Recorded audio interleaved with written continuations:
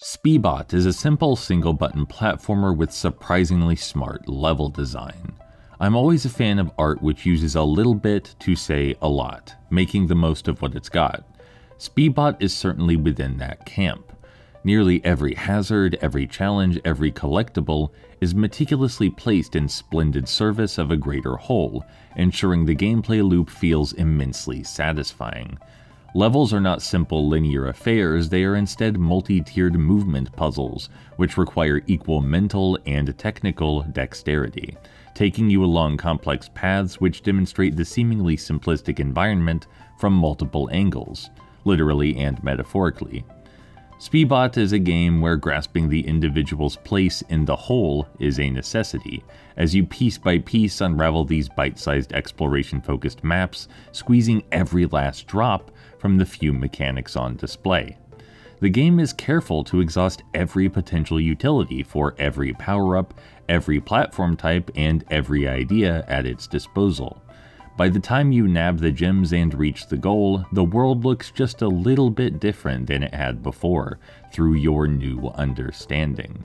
It invokes the same feeling one receives from Metroidvanias, tightly knit racing games, or flow-focused platformers, forcing a cozy familiarity with the otherwise unremarkable mechanics and setting. It shouldn't be understated how intelligent this game's design is, basic as it might seem. It flawlessly and effortlessly piques curiosity in the player, using minimal UI elements, a sparse HUD, and only one button. There is little to separate game from player or to divide experience and entity.